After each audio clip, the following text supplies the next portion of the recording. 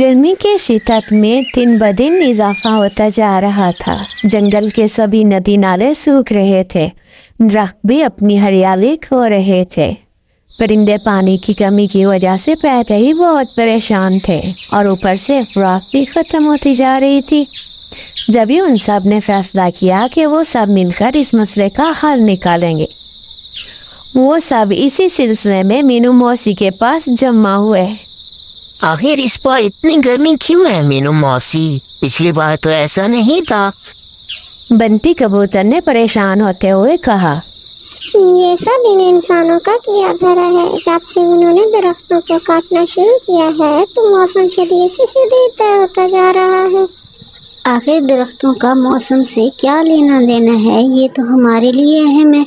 हम उन पर अपने घोंसले बनाते हैं और उनके फल खाते हैं। इसके अलावा इंसान तो इनको लकड़ी के लिए काटते हैं। इससे मौसम कैसे गर्म हो सकता है? गौरी कवि ने फिक्रमंदी से बोला। मेरे बच्चों, तुम सब ठीक कह रहे हो, लेकिन ये जो दरख्त हैं ये अल्लाह ताला की बहुत बड़ी नेमत हैं। ये ना सिर्फ हमें फल और जगह देते हैं बल्कि मौसम को ठंडा करने में भी हमारी मदद करते हैं। ये अपने पत्तों से पानी को खारिज करते हैं, जिसकी वजह से मौसम ठंडा हो जाता है। मीनू मौसी ने उनको बताया। लेकिन ये पानी कहाँ से लाते हैं मीनू मौसी? हमारे पास तो पानी खत्म हो गया है। गौरी चिड़िया ने अपने सामने वाले दरख्त को देखते हुए कहा, देखो बच्चों, कुदरत का निज़ाम है कि ये जो बड़े दरख्त हैं ये ज़मीन से पानी हासिल करते हैं और जो छोटे दरख्त हैं वो पानी बारिश से हासिल करते हैं। मीनू मौसी ने बताया। मगर जमीन में पानी कहाँ से आता है? हमें तो कहीं दिखाई नहीं देता। आखिरकार चुप बैठा कालू कौवा भी बोल पड़ा। कालू, इस सारी ज़मीन के नीचे बहुत सारा साफ पानी है जो इंसान निकाल कर पीते हैं, लेकिन ये हमारे बस की बात नहीं कि हम इस पानी को निकाल सकें। इसलिए हम बारिशों का इंतज़ार करते हैं। मीनू मौसी ने कालू की तरफ देखते हुए कहा, आखिर इसका क्या होगा? आखिर हम इस मसले को कैसे हल करेंगे? इतनी गर्मी में हम कैसे ज़िंदा रहेंगे? गौरिया चिड़िया ने फिक्रमंदी से कहा।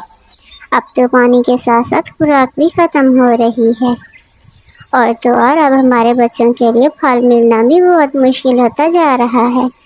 मेरे प्यारे बच्चों, परेशान होने की बिल्कुल भी ज़रूरत नहीं है। मेरे पास इस मसले का एक हल है। वो क्या मीनू मौसी? वो सब एक ज़बान होके बोले। हम सब मिलकर एक एक दरख्त लगाएंगे और उनकी खूब देखभाल करेंगे।